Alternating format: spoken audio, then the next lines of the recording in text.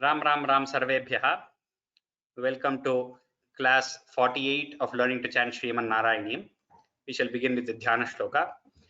Gurureva gatirgurumeva bhaje gurunaiva sahasmi namo gurave na guroh paramam shishurasmi guroho matirasti guro mama pahi guro Shrikanto matulo yasya janani sarvamangala Janaka Shankaro Devaha Tam Vande Kunjalananam Pītambaram Karavirajita Shankha Chakra Kaumodaki Sarasijam Karuna Samudram Radha Sahayamati Sundara Mandahasam Vatalayesha Manisham Hridi Bhavayami. You shall begin with the revision from Dashakam 25. Arjun, you can go for the first 5 shlokas. Arjun, I hope you are.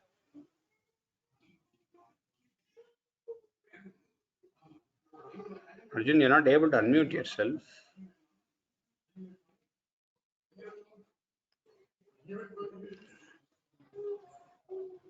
Okay, Arjun, just try to switch on your video or do this thing. I'll start with the revision. If you switch on your video in between, I'll hand it over to you.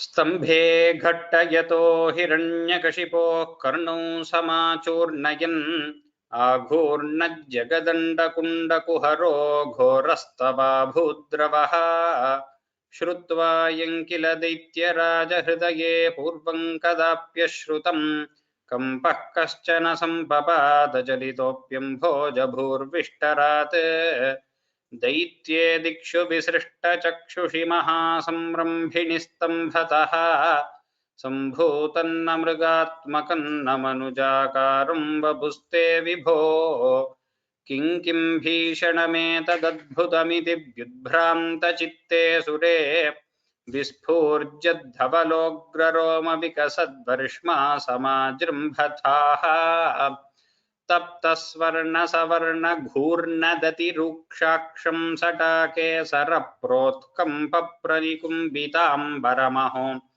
जीयात्तवेदं वपुः व्याप्तव्याप्तमहादरी सखमुखं खड्गोग्रवल्गन्महाजिह्वा निर्गमदृश्यमानसुमहादंष्ट्रायुगोड्डामरम् उत्सर्पद्बलिभङ्गभीषणहनुः ह्रस्वस्थवीयस्तरग्रीवं पीवरदोष्यतोद्गतनखक्रूरांशुदूरोल्बणम् व्योमोल्लङ्घि घनाघनोपमघनप्रध्वाननिर्धावितस्पर्धालुप्रकरन्नमामि भवतस्तन्नारसिंहं वपुः नूनं विष्टुरयन्निहन्यमुमिति भ्राम्यद्गदाभीषणं दैत्येन्द्रं समुपाद्रवन्तमधृथा दोर्भ्यां पृथुभ्याममुं वीरो निर्गलितोऽथ खड्गफलके गृह्णन् विचित्रश्रमान् व्यावृण्वन् पुनरापपात भुवनग्रासोद्यतन्त्वामहो. Ramya, will you take it from shloka 6 for revision?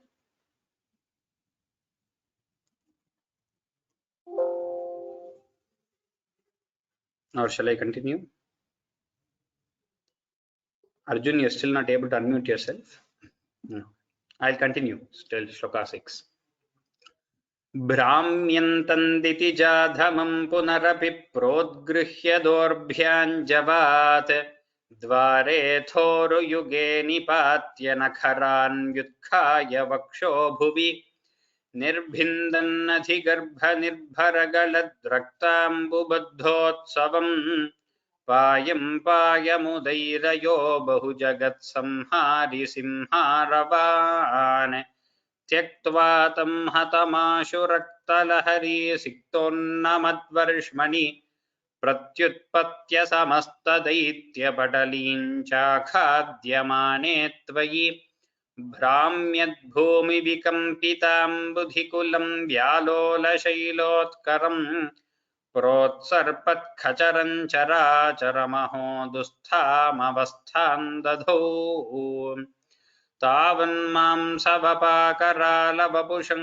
घोरान्त्रमालाधरं त्वां मध्ये सभमिद्धकोपमुषितं दुर्वारगुर्वारवम् अभ्येतुन्न शशाक कोऽपि भुवने दूरे स्थिता भीरवः सर्वे शर्वविरिञ्च वासवमुखाः प्रत्येकमस्तोषत भूयोऽप्यक्षतरोषधाम्नि भवति ब्रह्मज्ञया बालके प्रह्लादे पदयोर्नमत्यपभये कारुण्यभाराकुलः शान्तस्त्वं करमस्य मूर्ध्नि समधा स्तोत्रैरथोद्गायतः तस्यागामधियोऽपि ते निथवरं लोकाय चानुग्रहम् एवन्नाटितरौद्रचेष्टितविभो श्रीतापनीयाभिध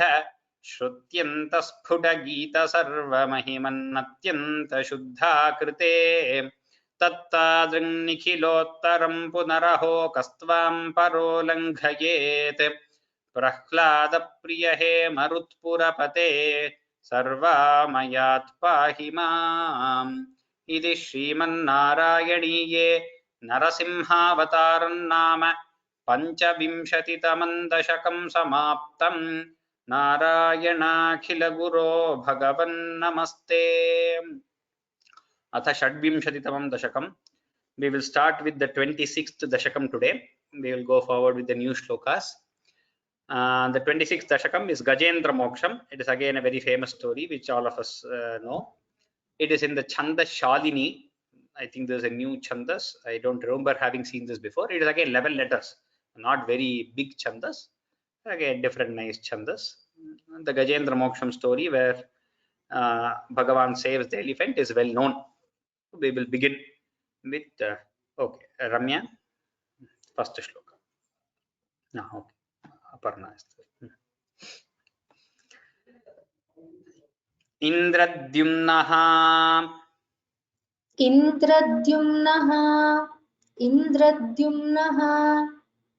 पाण्ड्यखण्ड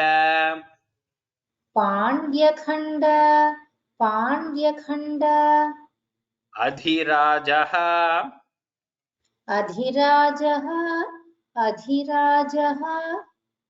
त्वद्भक्तात्मा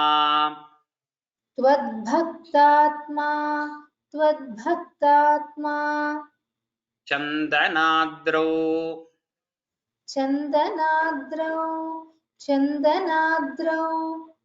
कदाचित्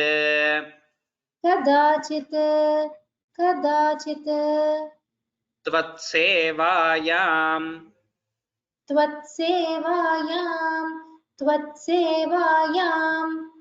मग्नधीः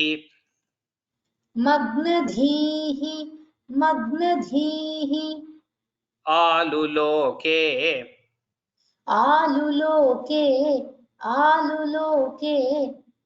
नैवागस्त्यं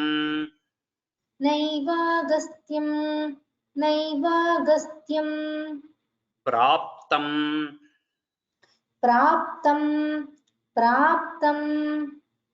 आतिथ्य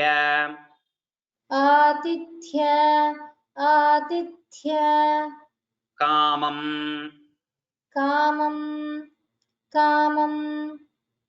इन्द्रद्युम्नः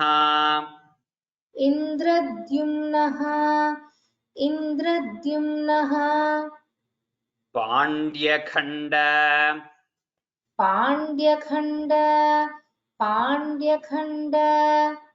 अधिराजः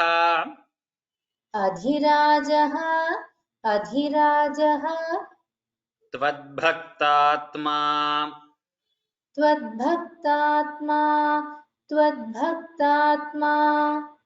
चन्दनाद्रौ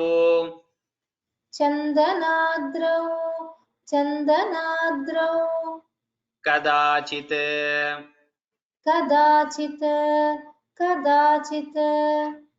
त्वत्सेवायां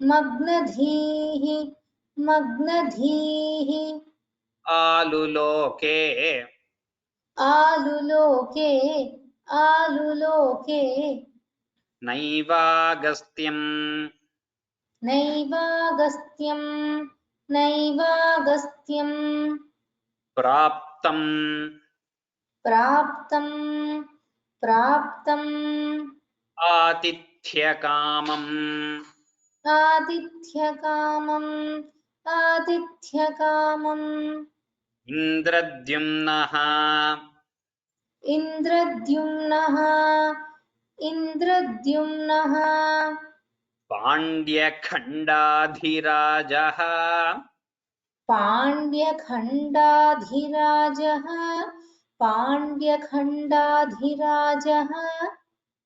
इन्द्रद्युम्नः पाण्ड्यखण्डाधिराजः इन्द्रद्युम्नः पाण्ड्यखण्डाधिराजः इन्द्रद्युम्नः पाण्ड्यखण्डाधिराजः त्वद्भक्तात्मा त्वद्भक्तात्मा त्वद्भक्तात्मा चन्दनाद्रौ कदाचित् चन्दनाद्रौ कदाचित् चन्दनाद्रौ कदाचित् त्वद्भक्तात्मा चन्दनाद्रौ कदाचित् त्वद्भक्तात्मा चन्दनाद्रौ कदाचित् त्वद्भक्तात्मा चन्दनाद्रौ कदाचित् त्वत्सेवायाम्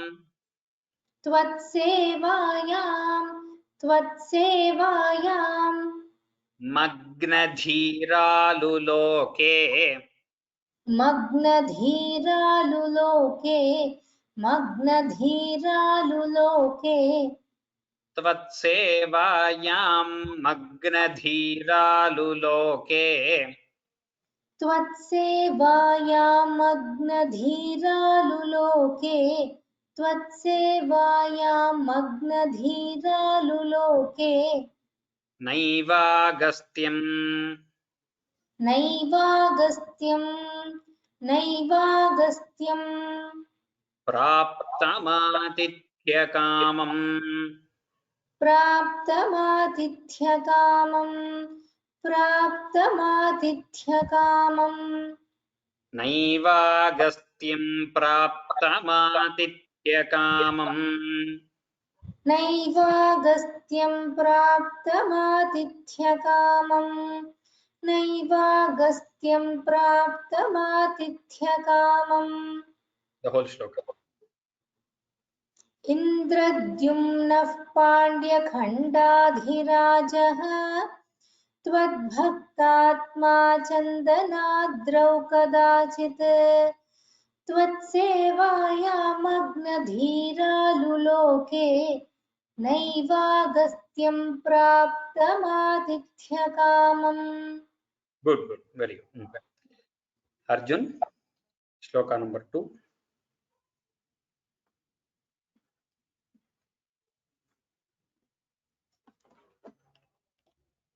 Arjun, is your mic working? Okay. कुम्भोद्भूतिः कुम्भोद्भूतिः कुम्भोद्भूतिः संभृत संभृत संभृत क्रोधभारः क्रोधभारः क्रोधभारः स्तब्धात्मा स्तब्धात्मा स्तब्धात्मा त्वं हस्तिभूयम् त्वं हस्तिभूयं त्वं हस्तिभूयं भजेति भजेति भजेति शप्त्वाथैनम् शप्त्वाथैनं शप्त्वाथैनं प्रत्यगात् प्रत्यगात् प्रत्यगात्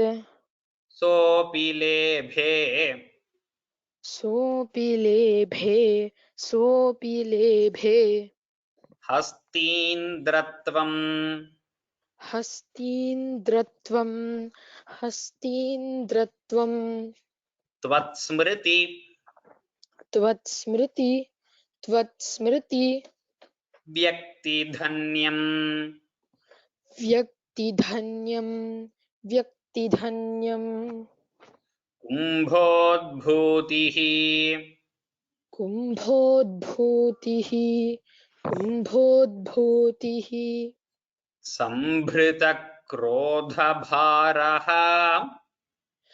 संभृत संभृतको संभृतक्रोधभारः सम्भृत संभृत संभृत क्रोधभारः क्रोधभारः क्रोधभारः सम्भृतक्रोधभारः संभृतक्रोधभारः संभृतक्रोधभारः स्तब्धात्मात्वम् स्तब्धात्मात्वं स्तब्धात्मात्वं हस्तिभूयं भजेति हस्तिभूयं भजेति हस्तिभूयं भजेति शप्त्वाथैनं शप्त्वाथैनं शप्त्वाथैनं प्रत्यगात् प्रत्यगात् प्रत्यगात् सोऽपि लेभे सोऽपि लेभे सोऽपि लेभे प्रत्यगात् सोऽपि लेभे प्रत्यगात् सोऽपि लेभे प्रत्यगात् सोऽपि लेभे हस्तीन्द्रत्वम् हस्तीन्द्रत्वं हस्तीन्द्रत्वं त्वत्स्मृति त्वत्स्मृति त्वत्स्मृति व्यक्तिधन्यम् व्यक्तिधन्यं व्यक्तिधन्यं त्वत्स्मृतिव्यक्तिधन्यम् त्वत्स्मृतिव्यक्तिधन्यं त्वत्स्मृतिव्यक्तिधन्यं कुम्भोद्भूतिः सम्भृतक्रोधभारः कुम्भोद्भूतिः सम्भृतक्रोधभारः कुम्भोद्भूतिः सम्भृतक्रोधभारः स्तब्धात्मात्वम् स्तब्धात्मात्वं स्तब्धात्मात्वं हस्तिभूयं भजेति हस्तिभूयं भजेति हस्तिभूयं भजेति स्तब्धात्मात्वं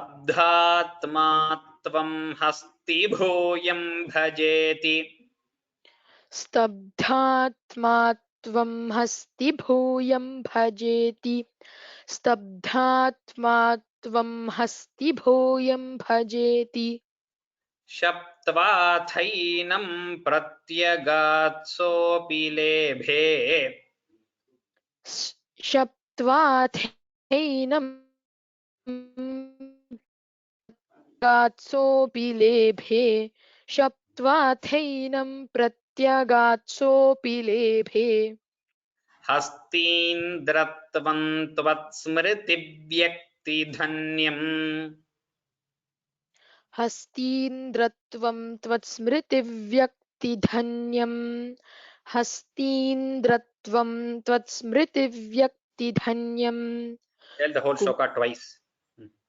कुम्भोद्भूतिः सम्भृतक्रोधभारः स्तब्धात्मात्वं हस्तिभूयं भजेति शप्त्वाथैनं प्रत्यगात्सोऽपि लेभे हस्तीन्द्रत्वं त्वत्स्मृतिव्यक्तिधन्यं कुम्भोद्भूतिः सम्भृतक्रोधभारः स्तब्धात्मा त्वं हस्तिभूयं भजेति सप् सप् शप्तात् शप्त्वाथैनं प्रत्यगात्सोऽपि लेभे हस्तीन्द्रत्वं त्वत्स्मृतिव्यक्तिधन्यम्. Very good. Many of you are asking about the Parayanam test. I will take the announcements at the end. Don't worry about it now when we are learning new shlokas. It is going to happen. And don't put your mind there. Let us learn the new shlokas. We'll get back to that at the end, at the announcements, and then you can ask your questions about that. This Dashakam is in Shalini Chandas. Somebody else has asked again. Shalini is the name of Chandas, same 11 letters. And a few of you have pointed out that we saw the same Chandas in Dashakam 8. The Prakrita Pralayam one, there we saw it. So we will go on to shloka number 3 now. Aparna.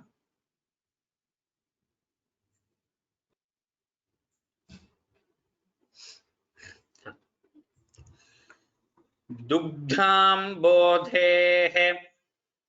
दुग्धां बोधेः दुग्धां बोधेः Madhyabhaji. मध्यभाजि मध्यभाजि Trikute. त्रिकूटे त्रिकूटे Kridan shaile. क्रीडन् Shelley क्रीडन् Shelley Yuthapoyam. यूथपोयं यूथपोयं Vashabhihi. वशाभिः वशाभिः Sarvan jantun. सर्वान् जन्तून् Atyavartishta. अत्यवर्तिष्ठ अत्यवर्तिष्ठ Shaktya. शक्त्या शक्त्या Tvadbhaktanam. त्वद्भक्तानां Kutra na. कुत्र न Utkarshalabhaha. उत्कर्षलाभः Dugdha. दुग्ध Ambodhehe. अम्भोधेः Dugdhambodhehe. दुग्धाम्भोधेः Madhyabhaji. मध्यभाजि Trikute. त्रिकूटे Madhyabhaji Trikute. मध्यभाजि त्रिकूटे Kridan shaile. क्रीडन् Shelley Yuthapoyam vashabhihi. यूथपोयं वशाभिः Sarvan jantun. सर्वान् जन्तून् Atyavartishta. अर्त्यवर्तिष्ठ Shaktya. शक्त्या Atyavartishta shaktya. अत्यवर्तिष्ठ शक्त्या Tvadbhaktanam. त्वद्भक्तानां Kutra na. कुत्र न Utkarshalabhaha. उत्कर्षलाभः उत्कर्षलाभः कुत्र नोत्कर्षलाभः कुत्र नोत्कर्षलाभः कुत्र नोत्कर्षलाभः दुग्धाम्भोधेर्मध्यभाजित्रिकूटे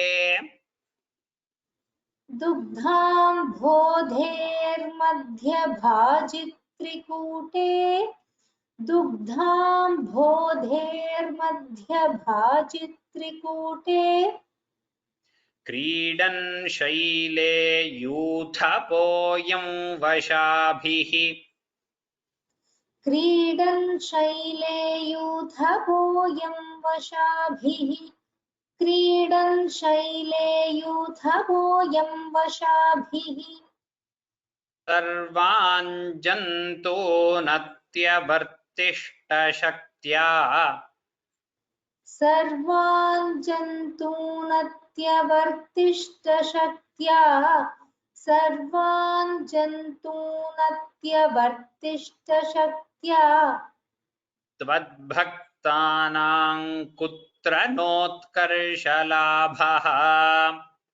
त्वद्भक्तानां कुत्र नोत्कर्षलाभः त्वद्भक्तानां कुत्र नोत्कर्षलाभः The whole shloka repeat it twice.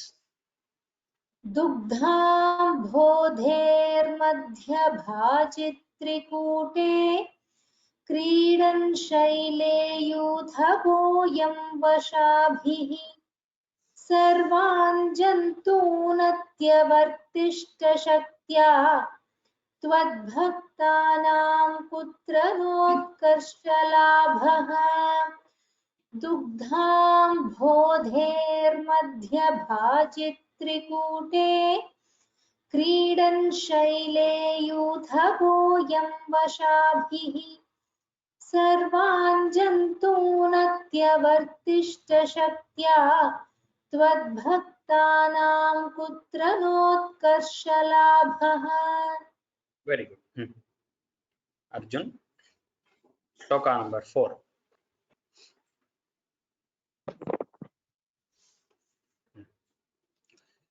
स्वेन स्थेम्ना स्वेन स्थेम्ना स्वेन स्थेम्ना दिव्यदेशत्व दिव्यदेशत्व दिव्यदेशत्व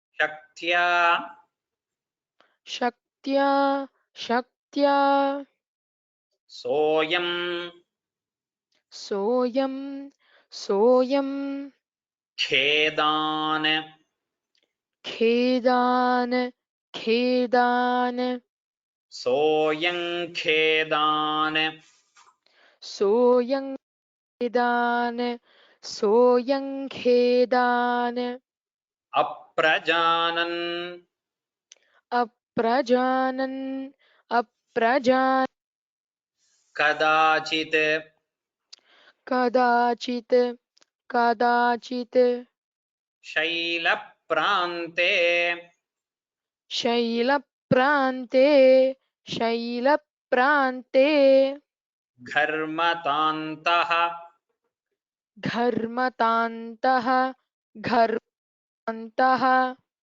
सरस्याम् सरस्यां सरस्यां यूथैः सार्धम्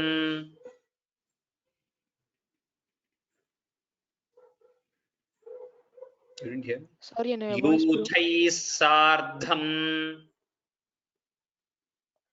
यूथैः सार्धं यूथैः सार्धं त्वत्प्रणुन्नः त्वत्प्रणुन्नः त्वत्प्रणुन्नः अभिरेमे अभिरेमे अभिरेमे स्वेन स्थेम्ना स्वेन स्थेम्ना स्वेन स्थेम्ना दिव्यदेशत्व दिव्यदेशत्व दिव्यदेशत्व शक्त्या शक्त्या शक्त्या दिव्यदेशत्व शक्त्या दिव्यदेशत्व शक्त्या दिव्यत्व शक्त्या. In the first line, there is also a patha as Divya Deshasya Shaktya. Deshasya is there. There will become two padas. Both are fine. Both are acceptable. We will stick to this one on the screen. Soyang Khedan सोऽयं खेदान सोऽयं खेदान Aprajanan Kadachit अप्रजानन् कदाचित् अप्रजानन् कदाचित् Shaila Prante शैलप्रान्ते शैलप्रान्ते Dharmatantaha घर्मतान्तः घर्मतान्तः Sarasyam सरस्यां सरस्यां Dharmatantas Sarasyam घर्मतान्तः सरस्यां घर्मतान्तः सरस्यां Yuthai Sardham यूथैः सार्धं यूथैः सार्धं Tvatpranunnaha त्वत्प्रणुन्नः त्वत्प्रणुन्नः Abhireme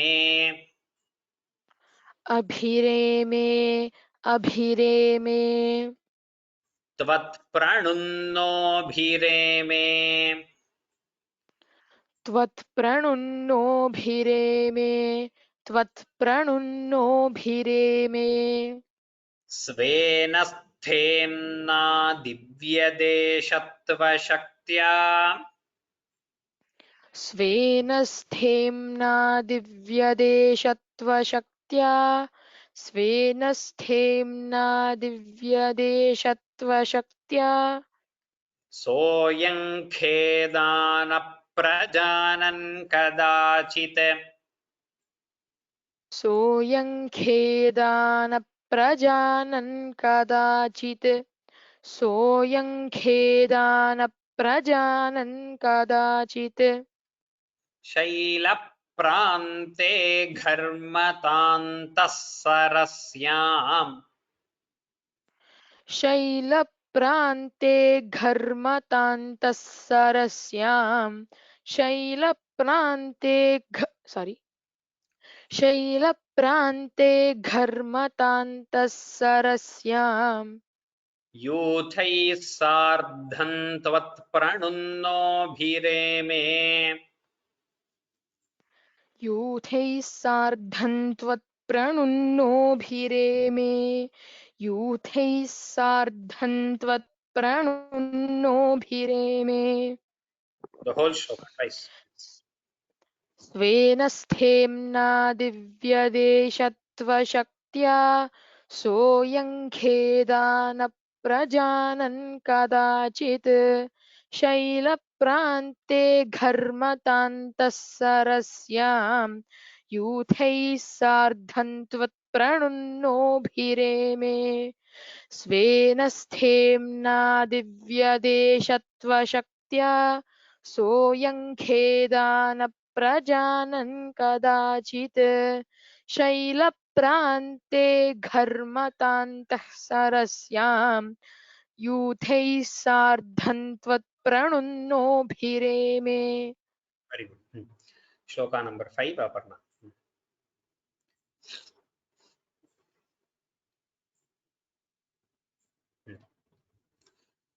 Huhustavat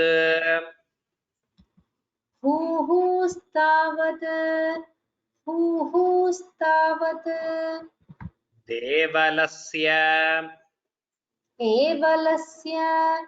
एवलस्य Api Shapat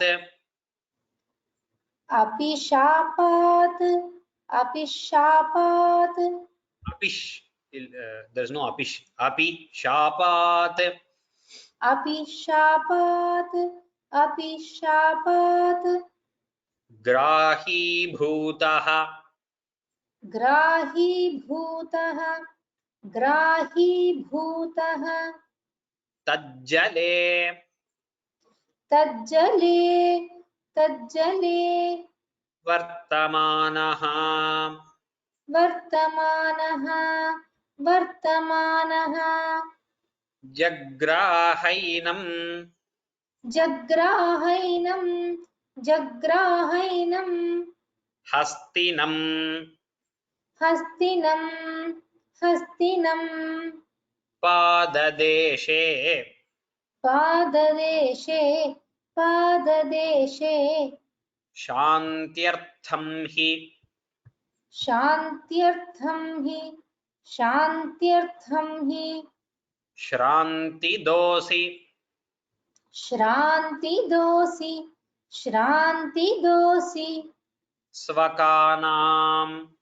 स्वकानां स्वकानां Huhustavat. हुहुस्तावत् हुहुस्तावत् Devalasyapi. देवलस्यापि देवलस्यापि Shapat. शापात् शापात् Devalasyapi shapat. देवलस्यापि शापात् देवलस्यापि शापात् Grahi bhutah. ग्राहीभूतः ग्राहीभूतः Tajjale vartamanah. तज्जले वर्तमानः तज्जले वर्तमानः Jagrahainam. जग्राहैनं जग्राहैनं Hastinam. हस्तिनं हस्तिनं Padadeshe. पाददेशे पाददेशे Hastinam padadeshe. हस्तिनं पाददेशे हस्तिनं पाददेशे Shantyartham hi. शान्त्यर्थं हि Shranti dosi. श्रान्तिदोषि श्रान्तिदोषि Svakanam. स्वकानां स्वकानां Shranti dosi svakanam. श्रान्तिदोषि स्वकानां श्रान्तिदोषि स्वकानां Huhustavat devalasyapi shapat. हुहुस्तावत्ये हुहुस्तावत्तेवलस्यापि शापात् हुहुस्तावत्तेवलस्यापि शापात् Grahi bhutah. ग्राहीभूतः ग्राहीभूतः Tajjale vartamanah. तज्जले वर्तमानः तज्जले वर्तमानः Grahi bhutastajjale vartamanah. ग्राहीभूतस्तज्जले वर्तमानः ग्राहीभूतस्तज्जले वर्तमानः Jagrahainam hastinam padadeshe. जग्राहैनं हस्तिनं पाददेशे जग्राहैनं हस्तिनं पाददेशे Shantyartham hi shranti dosi svakanam. हि श्रान्तिदोषि स्वकानां शान्त्यर्थं हि श्रान्तिदोषि स्वकानां हुहुस्तावदेवलस्यापि Tavadeva. Who is one name, Devala is the other name. Tavad. Who Tavaddevalasya. हुहुस्तावद्देवलस्यापि शापात् ग्राहीभूतस्तज्जले वर्तमानः जग्राहैनं हस्तिनं पाददेशे शान्त्यर्थं हि श्रान्तिदोषि स्वकानां हुहुस्तावद्देवलस्यापि शापात् ग्राहीभूतस्तज्जले वर्तमानः जग्राहैनं हस्तिनं पाददेशे शान्त्यर्थं हि श्रान्तिदोषि स्वकानाम्. Very good. Shloka number 6, Arjun. In between, I'll just make this correction and forget. There's no, not correction as such. In the third shloka, while I was teaching, I said Kridan Shaile, which is correct the way it is written. But when the Sandhi is joined, it becomes Kridan Chaile. So it becomes the after Dakara, it is Da Kridan, then Kridan Chaile. I hope you get this. Just like this. I think all the books will have this only. So if you have a book in hand, this how it will be. The script here is a little, just making a lot of mistake today. I don't know why this pen is not working that well. I think all of you, if you have a book in hand, you will know what I am saying. It is okay. This is also working the same way. Anyway.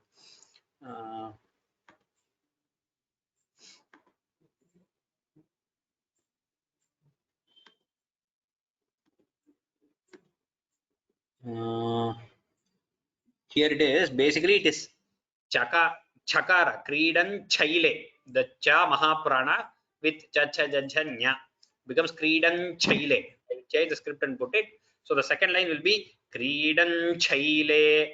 This Sha will not be there. Instead of Na and Sha in between, Shai between, these two together become Kridan Chaile. Kridan Chaile. That's how you have to say it. While reciting the whole thing, I will recite it like that. So second line is Kridan Chaile Yuthapoyam Vashabhihi. Now we'll go to shloka number 6. Arjun. Tvatsevayaha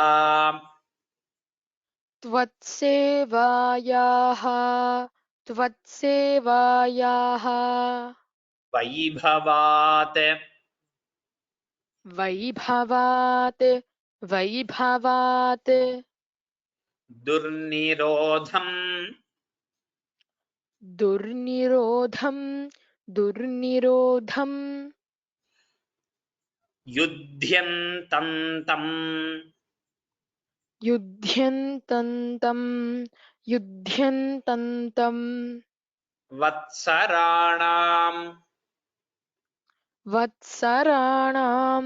वत्सराणाम् सहस्रम्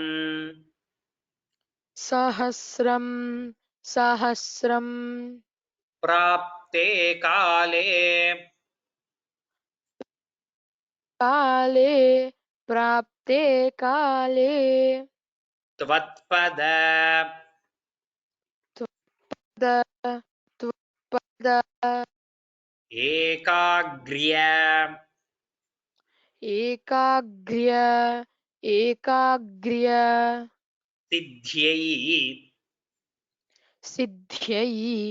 सिद्ध्यै Tvatpadaikagriya त्वत्पदैकाग्र्य Siddhyai सिद्ध्यै नक्राक्रान्तं नक्राक्रान्तं नक्राक्रान्तं हस्तिवर्यं हस्तिवर्यं हस्तिवर्यं व्यधास्त्वं व्यधास्त्वं व्यधास्त्वं त्वत्सेवायाः त्वत्सेवायाः त्वत्सेवायाः वैभवात् वैभवात् वैभवात् दुर्निरोधं दुर्निरोधं दुर्निरोधं वैभवाद्दुर्निरोधं वैभवाद्दुर्निरोधं वैभवाद्दुर्निरोधं युध्यन्तन्तं युध्यन्तन्तं युध्यन्तन्तं वत्सराणां वत्सराणां वत्सराणां सहस्रं सहस्रं सहस्रं वत्सराणां सहस्रं व- वत्सराणां सहस्रं वत्सराणां सहस्रं प्राप्ते काले प्राप्ते काले प्राप्ते काले त्वत्पदैकाग्र्य त्वत्पदैकाग्र्य त्वत्पदैकाग्र्य सिद्ध्यै विद्यै सिद्ध्यै सिद्ध्यै त्वत्पदैकाग्र्यसिद्ध्यै त्वत्पदैकाग्र्यसिद्ध्यै त्वत्पदैकाग्र्यसिद्ध्यै नक्राक्रान्तं नक्राक्रान्तं नक्राक्रान्तं हस्तिवर्यं हस्तिवर्यं हस्तिवर्यं व्यधास्त्वं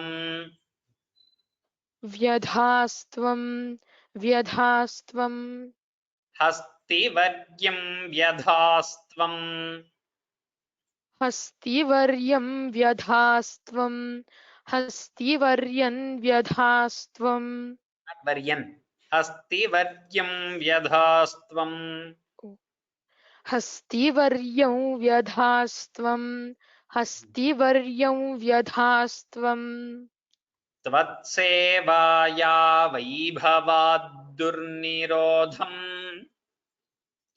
त्वत्सेवाया वैभवाद्दुर्निरोधं त्वत्सेवाया वैभवाद्दुर्निरोधं युध्यन्तन्तं वत्सराणां सहस्रम् युध्यन्तन्तं वत्सराणां सहस्रं युध्यन्तन्तं वत्सराणां सहस्रम् प्राप्ते काले त्वत्पदैकाग्र्यसिद्ध्यै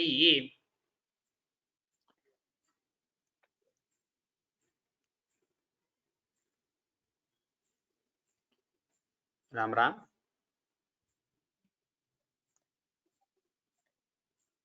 Arjuna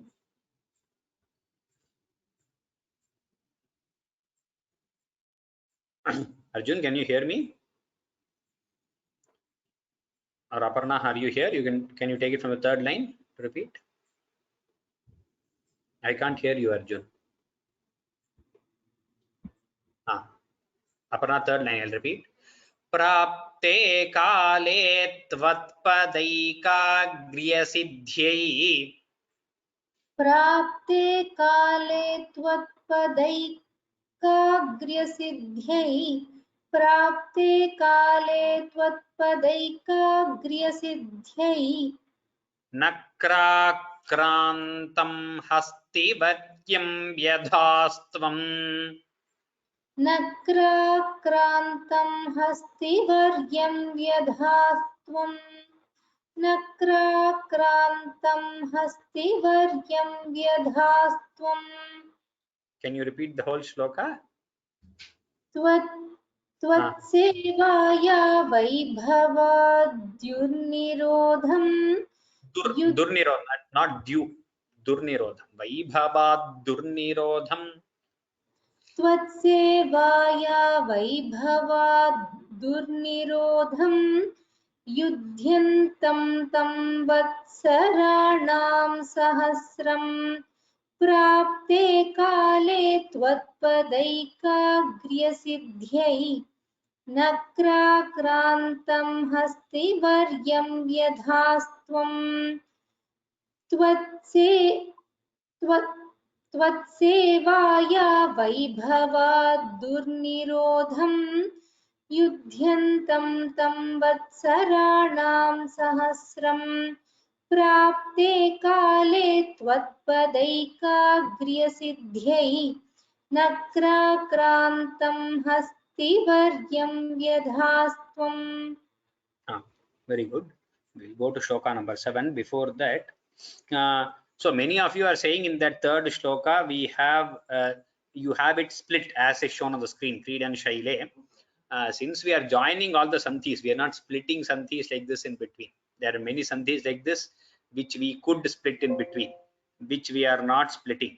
So therefore, I just said we will change it. So which will basically look like this, Creed and Shaile. This is the right way. I hope you can see the screen. Yeah, Creed and Shaile. So if it is there as split, it is not wrong to say Creed and Shaile because it does not impede the meter also. There is no problem. So you can say it that way.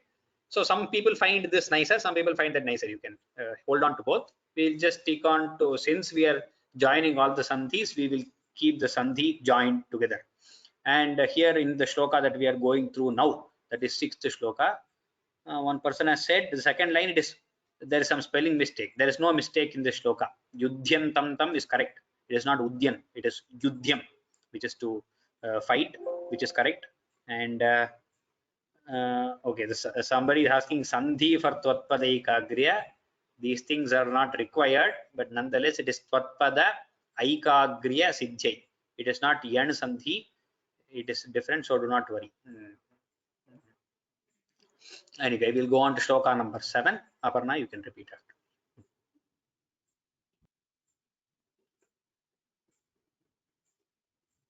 Thank you, Subhashini, for giving that correction in Samskrita so that I could copy paste it.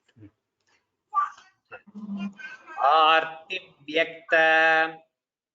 Artivyakta. Artivyakta. Praktana. Praktana. Praktana. Jnana bhaktihi. Jnana bhaktihi. Jnana bhaktihi. Shunda. Shunda. Shunda. Shunda. Utkshiptaihi. Utksziptaihi. Utksziptaihi. Shundotksziptaihi. Shundotksziptaihi. Shundotksziptaihi. Pundarikaihi. Pundarikaihi. Pundarikaihi. Samarchan. Samarchan. Samarchan. Purvabhyastam. Purvabhyastam. Purvabhyastam. Nirvishesha. Nirvishesha. Nirvishesha. Atmanishtham. Atmanishtham. Atmanishtham. Stotra shreshtham. Stotra shreshtham. Stotra shreshtham. Sonvagadit. Sonvagadit. Sonvagadit. Paratman. Paratman. Paratman.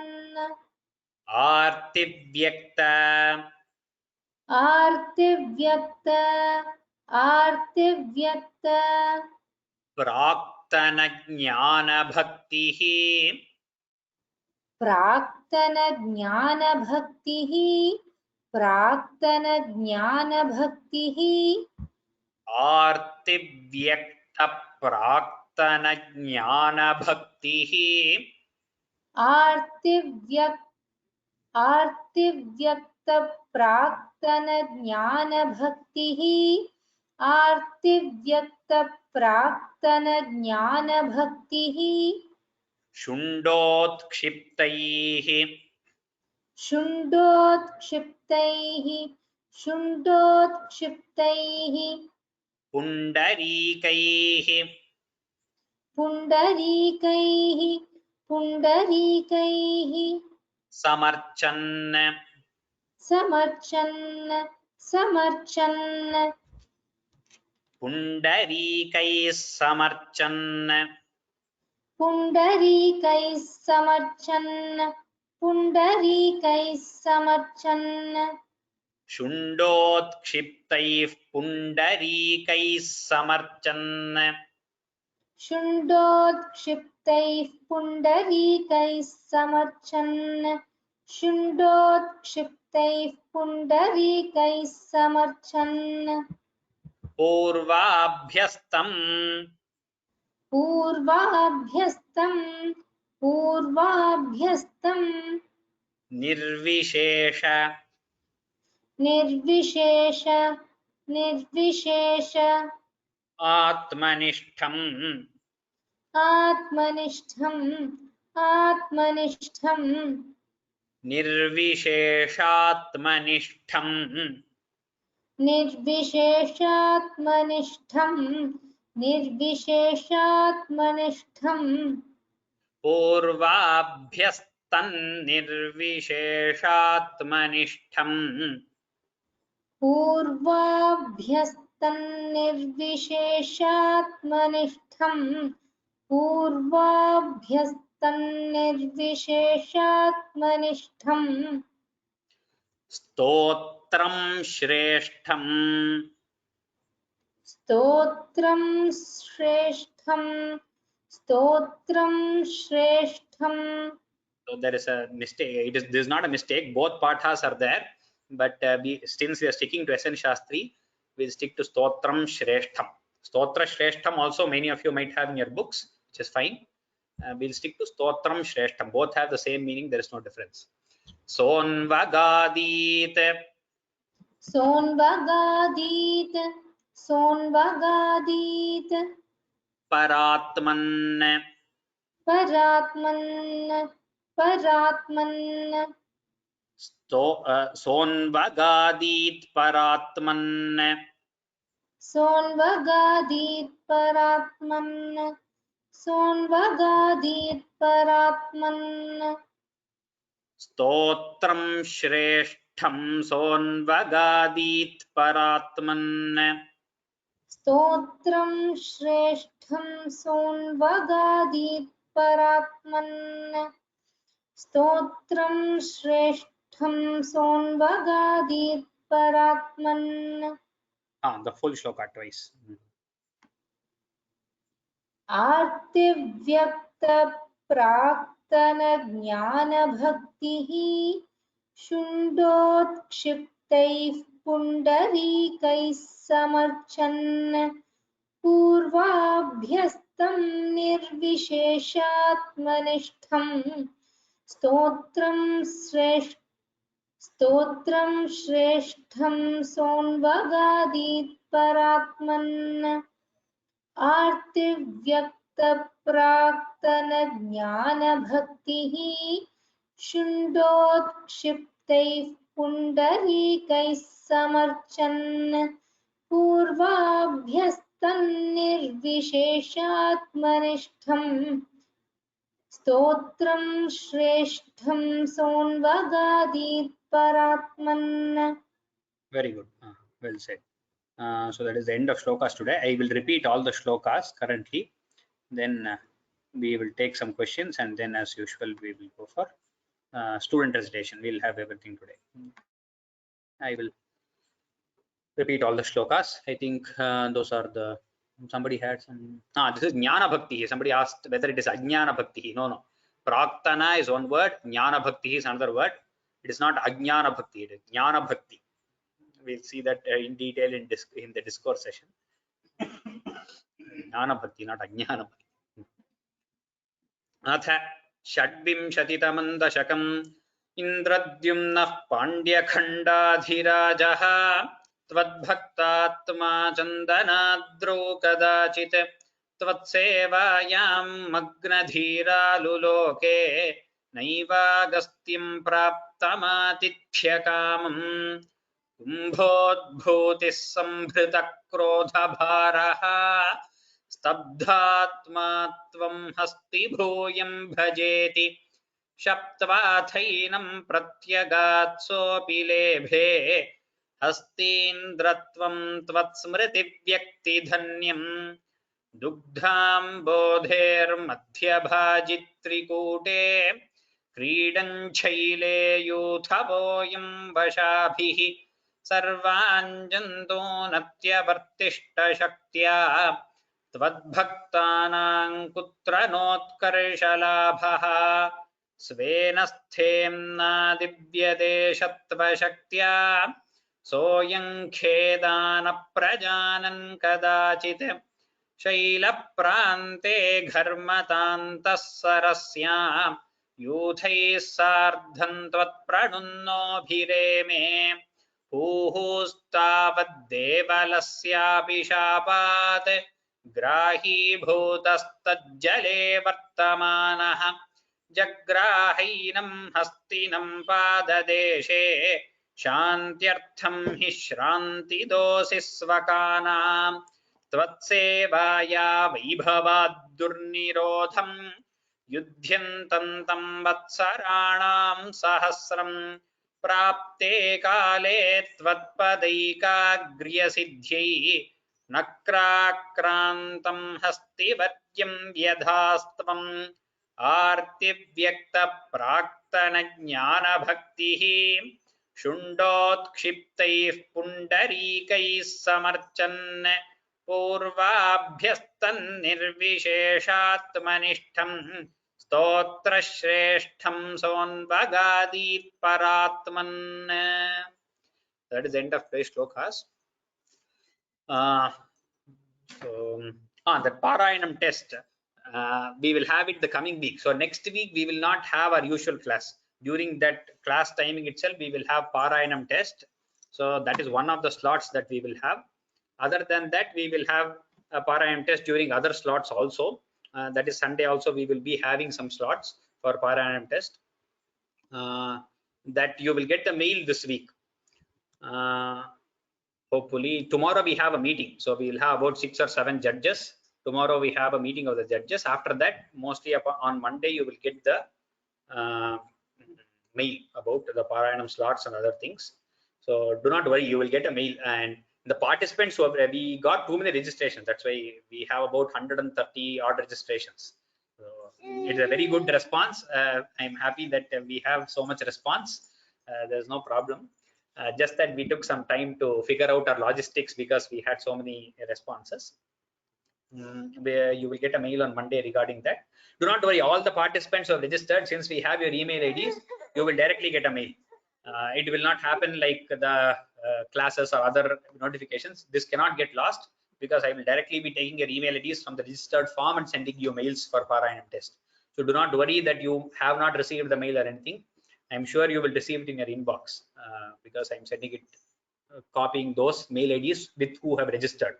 The others, you will surely get a notification. Those who want to watch the Parayanam test and other things, you will as usual receive a mail saying at what time the Parayanam test will be conducted and the link, either Zoom or through whatever we'll be conducting it. You will get a meeting ID to join and then listen to the Parayanam of your people.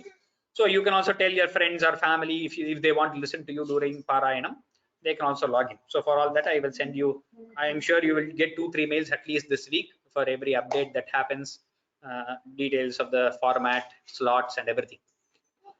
So surely 27, 28 weekend, at least 2 days. Beyond that, if we need more slots, that will also be there. So such details will be sent. I hope. And the memorization test will be after that. So those who are as usual, who come for memorization test, you have 2 weeks at least to go ahead and prepare. And the discourse, again, since these tests are there, discourse a little more later. It will happen. It will surely happen. 21 to 25 discourse is yet to happen. I remember that will also happen. So no worries. Any other questions, if they are there, we will take the questions now. Anybody who has questions, you can raise your hands. I will unmute one by one. I assume many doubts have been cleared, so there should not be many questions. Nonetheless, we'll take the questions. Panchanatham Swaminathan sir. Audio recording, I only see up to 20. 21 Correct. to The 25. recordings, yeah, they have not been uploaded. So the team, I will do it hopefully tonight or tomorrow. And also the YouTube uploading of the videos took a long time this week. It was uploaded just, I think, yesterday or something. There is a protocol in uploading that. The recording also. I think you're telling the class, the whole class audio recording, right? Right, just the audio recording, because video is fine, but audio is I can put it on my iPad and listen to it every day when I'm driving. Correct. I understand. Yes. Yeah. Yeah, that's all the question I have. But then you said about the test, Parayanam test. Next 2 days you finish everybody, or you have enough? Yeah, that is the hope, because we have many judges. So parallelly we want to do it. So one by one they will go first 5, one test 5. I will see all the 5 judges. I'm not sure. So the format also, since we got many more participants, we are still thinking, but will be around 10 to 12 minutes per participant we'll be spending. It might be only one judge also.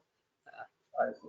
Okay. Because they have to go through 250 verses. It's a lot of. So yeah, obviously not all the shlokas, but you will be at least some 10% of the shlokas you'll be asked here and there. This is more of a question. I don't know whether you will be able to do it. Are you also going to give like a written exam, like what they have understood and things like this? That is currently multiple choice. My discourse is also not so in depth as to go for word by word meanings, but it's a good idea. We'll look into it. It is a possible one, but let us see. Yeah, it can be a part of. That will make the understanding better. At least Correct, it's not 100%. 20% of the elders would be interested in such an exam. Let us see if Bhagavan wills. Let us see.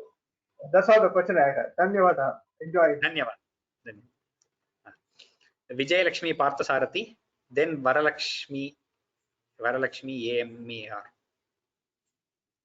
Vijay Lakshmi Parthasarathi, yourself muted.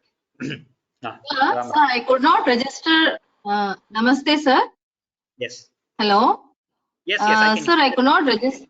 Yeah, I could not register for that the test because there was some. We had some function at home, so I could not attend the classes also for the past from February 13th onwards. Regarding that, I'll reply to the mail. You send me a mail. We'll take it. Okay, sir.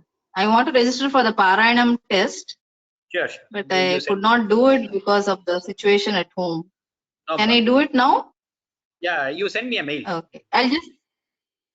Okay, sir. Thank you. Varalakshmi AMER. Then Ashok Arvi after Varalakshmi. Varalakshmi, you can unmute yourself. Or Ashok Arvi. Okay, Varalakshmi is unmuting. Yes.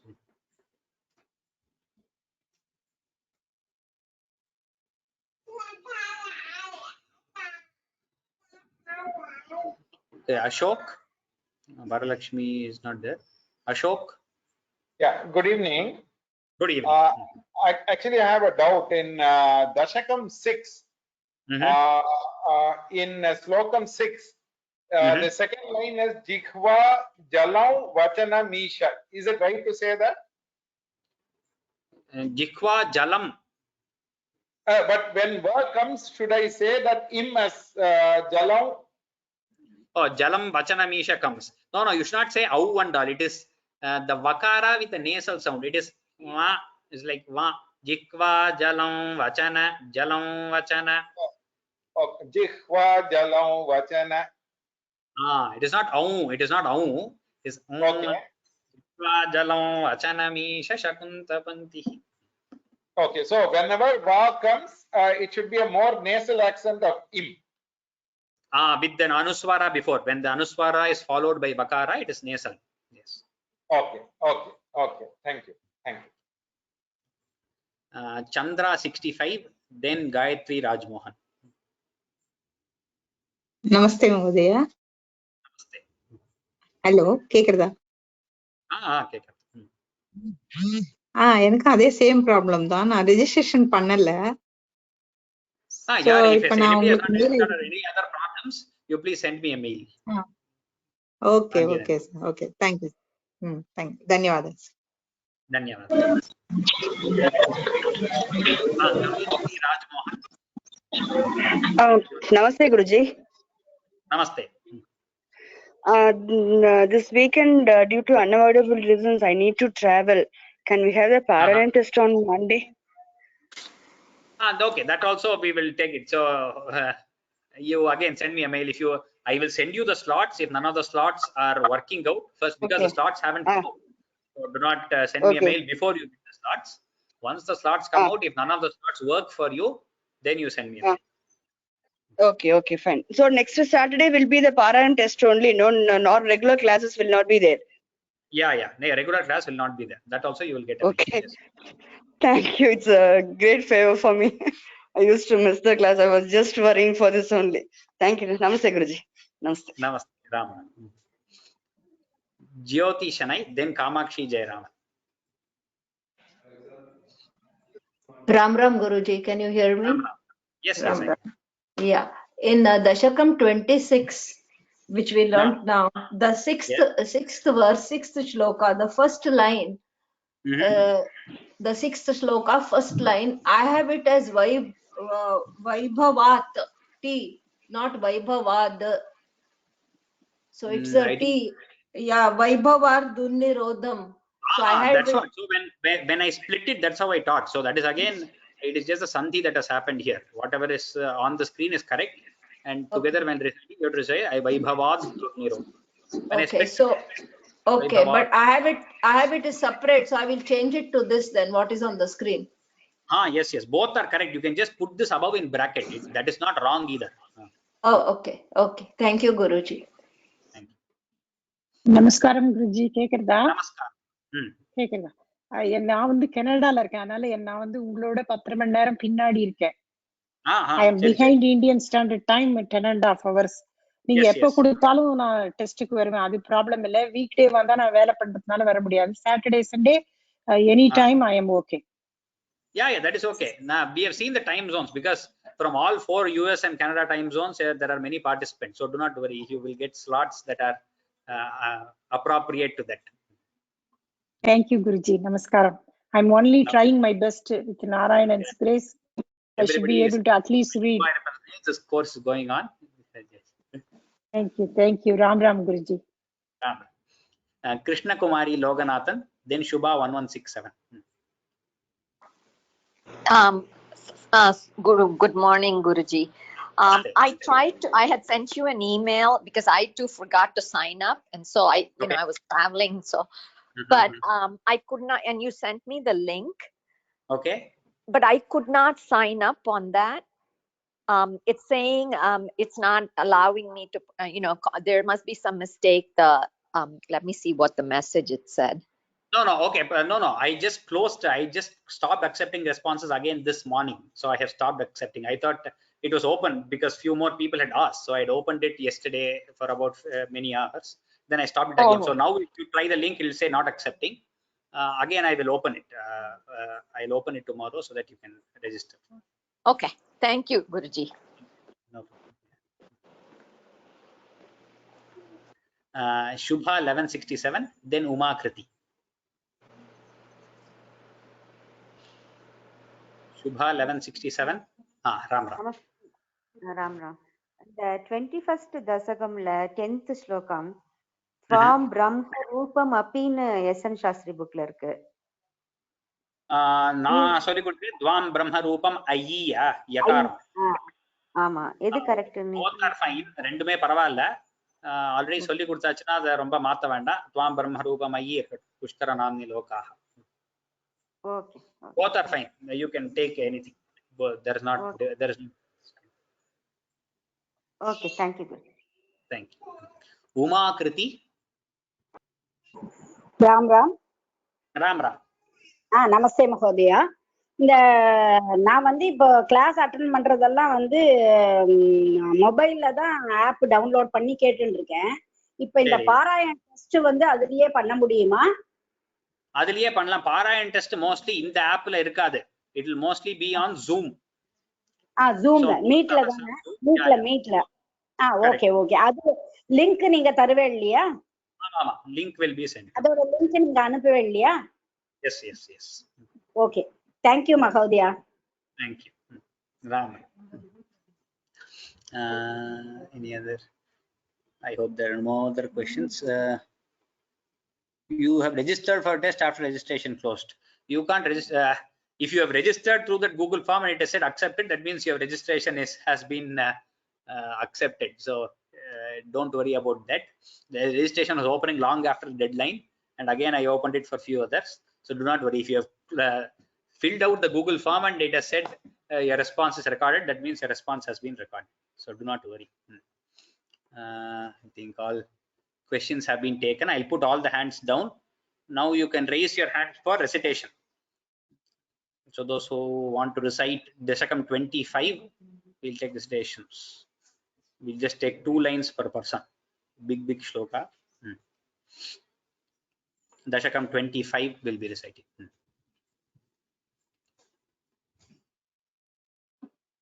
We'll start with Vimala Shashidharam and then Vijayalakshmi Parthasarathi. Vimala Shashidharam.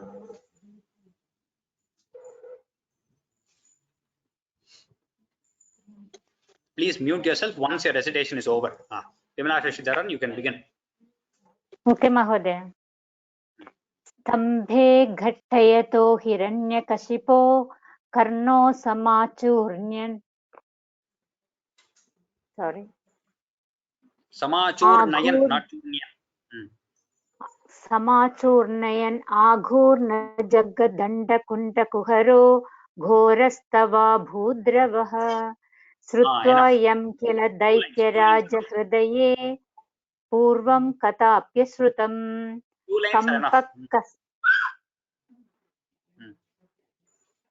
Ram. Vijayalakshmi Parthasarathi, 3rd and 4th line.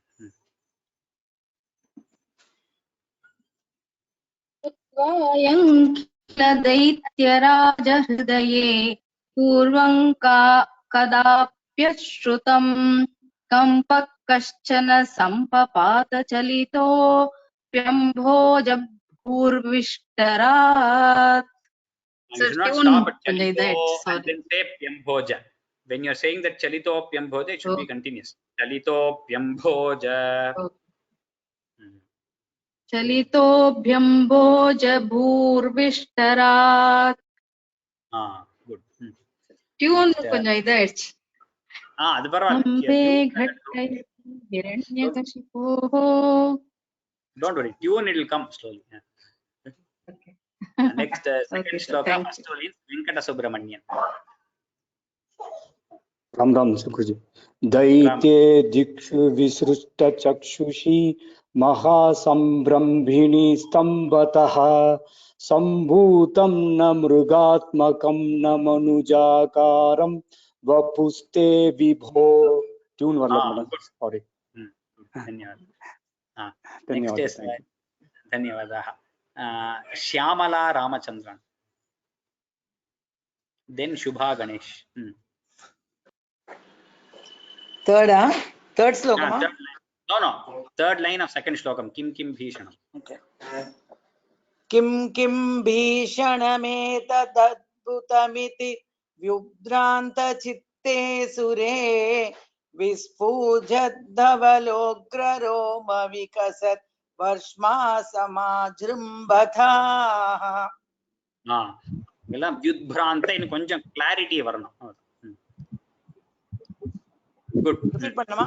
Should I repeat? No, it's okay. Good. I'll go to third shloka. Shubha Ganesh, then Mahalakshmi.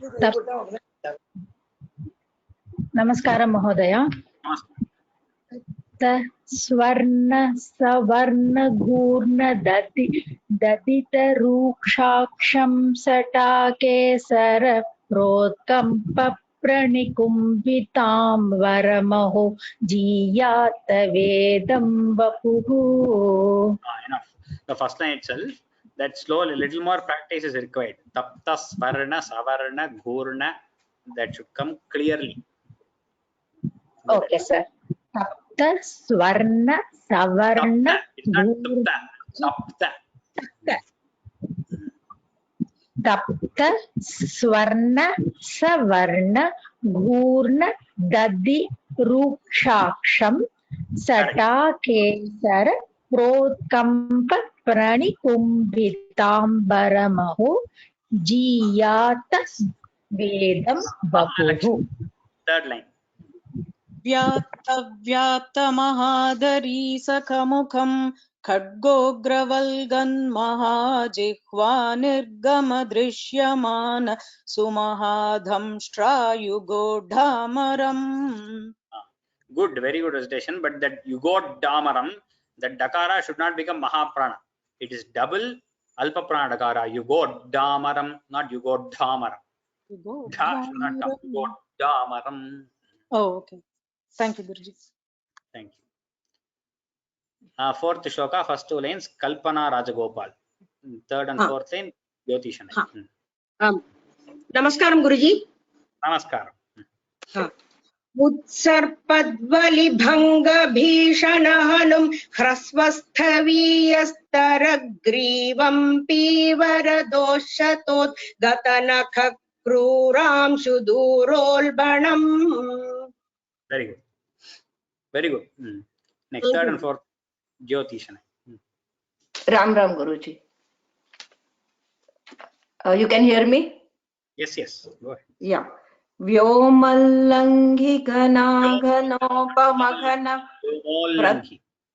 Vyomollangi ganaganopamakana pratvana nirdavita spardalu prakaram namami bhavatastannarasimham vapuhu. You should be able to give more prana to the Mahapranas. You are holding it back because it is a long sentence. You should give it more stress, and it's okay even if you stop, but those Mahapranas should come out. But then the pause will come. I know, but that's what, both should improve. It should come as Vyomollangi Ghana Ghanopamagana Pradvana Nirdhavita Spardhalu Prakaram. Only then both the effect of Narasimha Avatara and the effect of the shloka will also come out. Okay. Okay, Guruji. Shloka 5, Jayalakshmi Ganeshan and Girija Vaidishwara. Jayalakshmi Ganeshan first.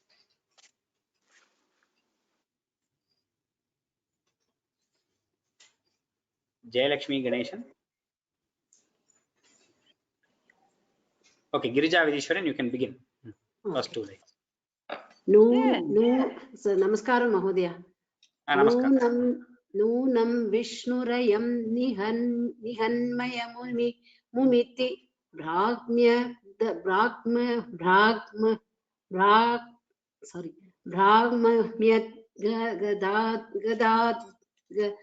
Gadabhishanam Daityendram Samupadravanta Madhruta Dorbhyam Prithubhyam Mamum. Good. You need more practice. Multiple times you have to listen. Narayavati Yes. Kete Padakanam. Ama Padakanam, correct. Yes. Thank you. Namaskaram ji. Ganeshan, third and fourth. Namaskaram Guruji.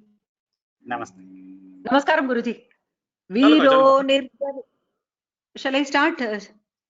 Viro nirgalito khadga phalagau grinhan vichit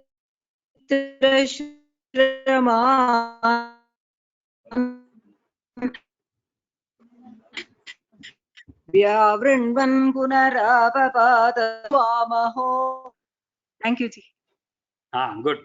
Thank you, Ji. Thank you. Shloka number 6, Geeta Vinod and Mandahasini. Ram Ram Guruji. Ram. भ्राम्यन्तं दितिजाधमं पुनरपि प्रोद्गृह्य दोर्भ्यां जवात् द्वारे थोरुयुगे निपात्य नखरान् युक्खाय वक्षो भुवि. Good. Punarapi prodgrihya. You're anyway telling it together so that punarapi prodgrihya can come with the up. Punarapi prodgrihya instead of punarapi prodgrihya. Okay, I will note. Because of that samyukta. Punarapi prod. Okay. Bhramyantam ditijadhamam punarapi prodgrihya. That's all. Very good. Thank you. Third and fourth line, Mandahasini. निर्बिन्दन् अधिकल्प निर्भकलसत् रक्ताम्बु भक्तोत्सवम् बायमुदैर्य बहु जगत् संहारि संहारवान्. So some letters are getting missed and few letters are getting exchanged. The path and the recording, listen to the recording and practice it multiple times. That is required. Okay, धन्यवाद जी. धन्यवाद. Shloka number 7, Umakriti and Bhushini PV. Umakriti, first 2 lines.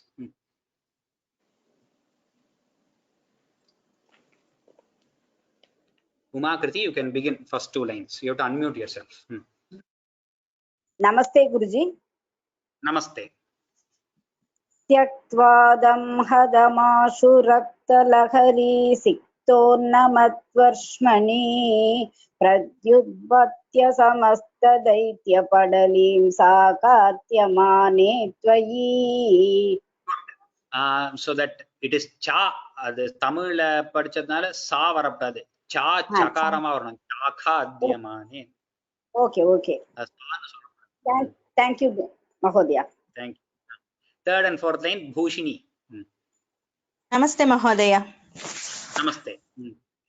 Bhramyad bhumi vikampitam buddhikulam vyalola shailotkaram protsarpat khacharam characharamaho dusthamavastham dadho. Very good, excellent. Thank you, Mahodaya. Shloka number 8, Bhaiya Umadevi and Srilata. Bhaiya Umadevi, you can begin with the first 2 lines.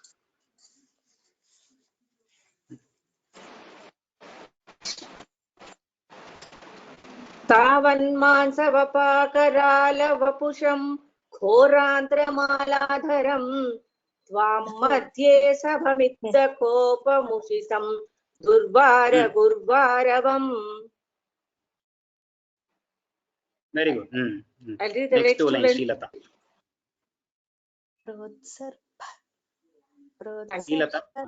Charam characharamaho dusthamavastham dadho. Srilata.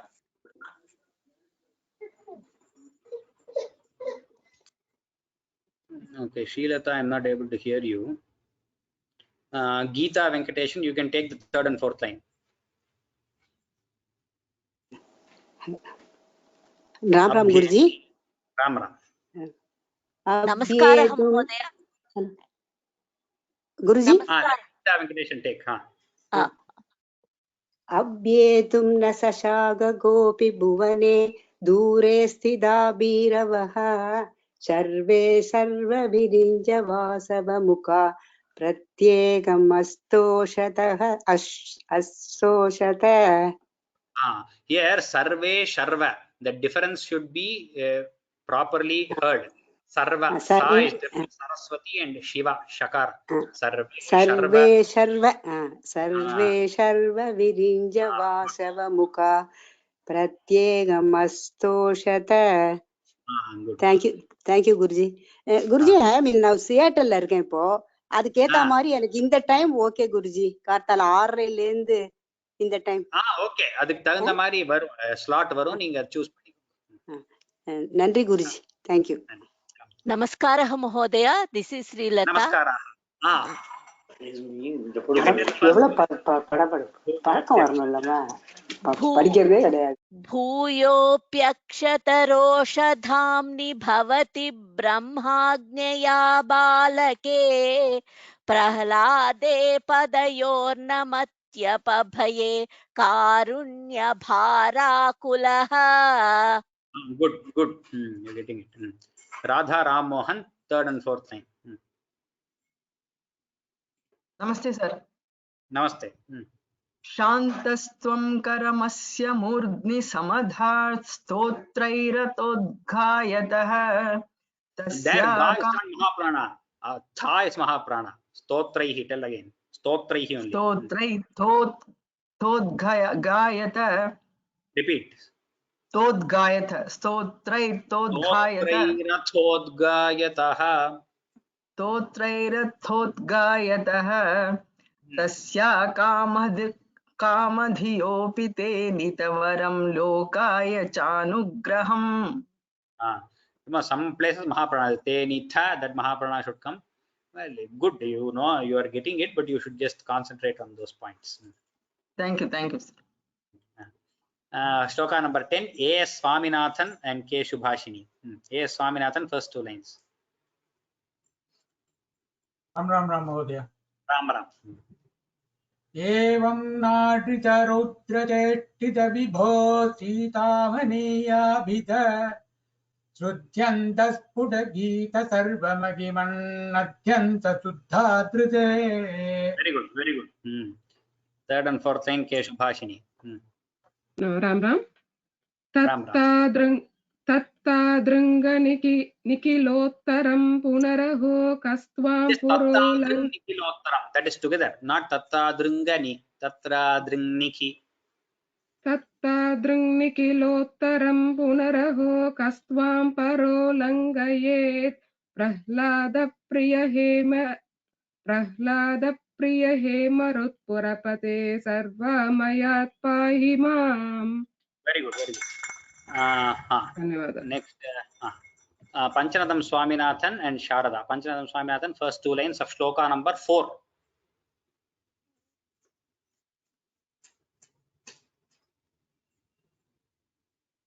Ram, shloka number 4, first 2 lines. You have to unmute yourself, I think. Panchanatham Swaminathan. Can you hear me now? Yes, I can. Okay. Utsarbadvalibhanga bhishana hanam prasvasthadiyastaragrivam devaradesh not de, do. Devaradoshatodghata nakakuram urolbhanam. I need to practice on the Samasta Pradha. Yeah. Sharada, 3rd and 4th. Langi ghana ghanopama ghana pratvana nittavitaspaddalu prakaram namami bhavatasthannara singham babu. Very good. You're getting it. Nice. I think that is all we have for today. G. Vijay Ashok, 2 lines of shloka number 5. Last person. G. Vijay Ashok.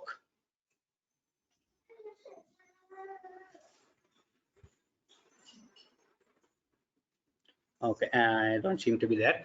Sarvebhyaha Ram. We will again meet in the next class. As I said, next week we do not have class. That is, we have the Parayanam test.